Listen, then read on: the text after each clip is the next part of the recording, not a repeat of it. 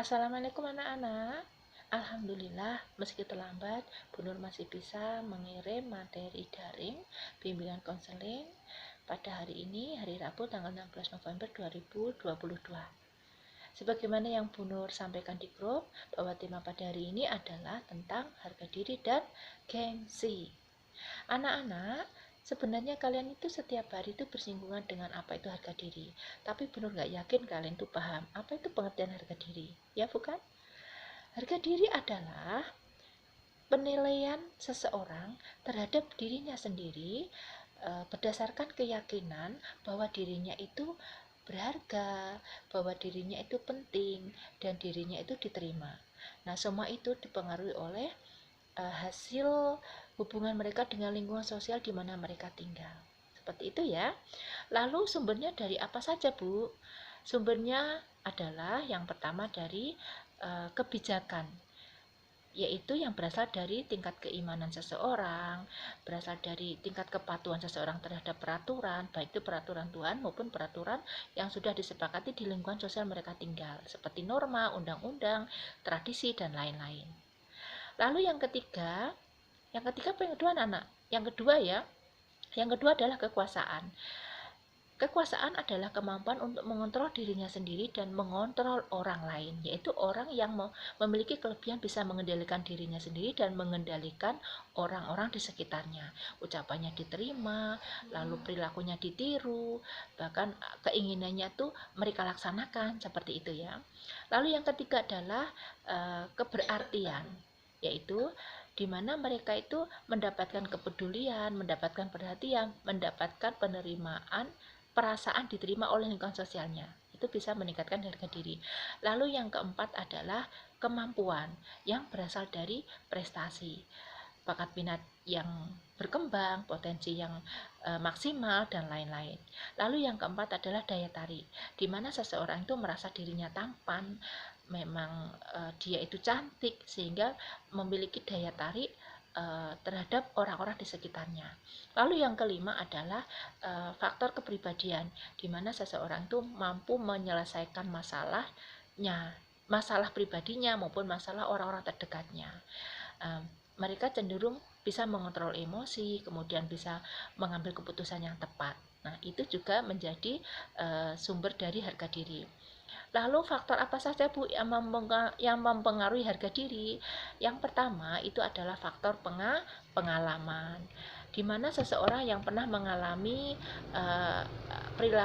tindakan atau perilaku dari orang lain yang tidak menyenangkan, seperti direndahkan, kemudian dihina, dan lain-lain, sehingga merasa harga dirinya turun, itu cenderung bisa mengambil pelajaran sehingga dia bertekad untuk meningkatkan harga dirinya dengan berbagai cara. Bisa dengan meningkatkan ekonominya, bisa dengan meningkatkan status sosialnya, bisa juga dengan meningkatkan kemampuan untuk mengendalikan hidup orang lain, dan lain-lain.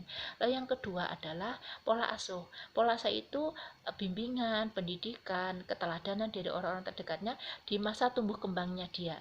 Biasanya secara umum ya dari orang tuanya, dari orang-orang terdekatnya, seperti itu. Lalu yang ketiga adalah lingkungan. Lingkungan di mana dia tinggal. Lingkungan ada tiga anak-anak, yaitu lingkungan keluarga, lingkungan sekolah atau pendidikan, dan lingkungan sosial atau lingkungan masyarakat. Ketiganya itu mampu mempengaruhi harga diri seseorang. Lalu yang keempat adalah sosial ekonomi atau tingkat sosial atau tingkat ekonomi seseorang di lingkungan sosialnya. Nah, ini tidak bisa terlepas dengan kaya dan miskin. Nah, di lingkungan masyarakat kita masih umum bahwa orang yang kaya itu cenderung dianggap memiliki harga diri yang lebih tinggi ketimbang orang yang ekonomi menengah atau ke bawah. Ya, kalau sudah memiliki kekayaan itu secara otomatis seakan-akan memiliki harga diri yang tinggi, sehingga apapun kekurangan di luar faktor kekayaan itu dianggap tidak perlu dibesar-besarkan, sehingga ketutup aibnya, ketutup perilaku buruknya, dan lain-lain. Lalu, Bu, apa itu, Bu, yang namanya gengsi? Menurut Bu Nur, gengsi itu sendiri adalah penyakit dari harga diri. Karena antara gengsi dan harga diri itu beda tipis anak-anak. Prakteknya itu berbeda, tapi definisinya itu hampir sama, yaitu tentang martabat, tentang pengakuan, keberhargaan diri, dan lain-lain. Menurut salah seorang motivator yang terkenal yaitu Mary Riana, itu disimpulkan ada beberapa perbedaan tentang harga diri dan gengsi. Yang pertama itu, kalau harga diri itu dilakukan berdasarkan kesadaran. Kalau gengsi itu berdasarkan pengakuan. Harga diri itu kesadaran untuk menumbuhkan, untuk mengupayakan agar dia itu berharga, seperti meningkatkan keimanan, seperti mengembangkan potensi, seperti bekerja keras agar memiliki ekonomi yang tinggi, seperti itu. Kalau gengsi itu dia hanya butuh pengakuan. Berbagai cara dilakukan agar diakui orang, meskipun dengan cara yang tidak positif, meskipun dengan kecurangan-kecurangan. Lalu yang kedua itu harga diri itu dibangun dari kejujuran. Kalau gengsi itu dibangun dari kebohongan. Jadi harga diri itu contohnya gini, daripada aku mengakui HP temanku sebagai milikku agar aku diakui, lebih baik aku jujur, aku memang nggak punya HP, belum punya HP, doakan aku punya HP, seperti itu. Kalau gengsi, daripada aku dihina, daripada aku tidak diterima, daripada aku tidak diakui oleh lingkungan teman-teman pergaulanku, lebih baik aku pinjam HP orang untuk aku ini HP ku, seperti itu ya. Lalu perbedaannya lagi adalah kalau harga diri itu dibangun atas kerja keras, dia bangga kalau ini hasil kerja kerasnya dia, tidak nyontek, lalu tidak pinjem-pinjem, apa adanya dirinya, dia tuh bangga gitu loh. Meskipun itu sesuatu yang dianggap bukan luar biasa, tapi kalau hasil kerja keras dia merasa memiliki harga diri. Tapi kalau gengsi, dia yang terpenting adalah pemikiran yang instan. Yang penting aku punya prestasi walaupun nyontek, yang terpenting aku tampil cantik walaupun itu pinjem skincare temennya, seperti itu contohnya. Seperti itu ya anak-anak, bisa disimpulkan bahwa antara harga diri dan gengsi itu pada prakteknya itu berbeda, meskipun secara definisi garis besarnya itu hampir sama. Yang cenderung positif adalah harga diri.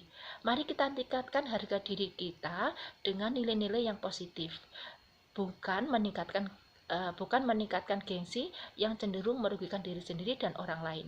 Seperti itu anak-anak yang bisa Nur sampaikan. Maaf belepotan ya, kok agak kurang fokus ini. Mudah-mudahan bermanfaat dan tetap menjaga harga diri kita, harga diri yang positif, harga diri yang tinggi tanpa didasari dengan gengsi, sehingga muncul kesombongan dan nilai-nilai negatif yang lain. Begitu, tetap semangat. Assalamualaikum.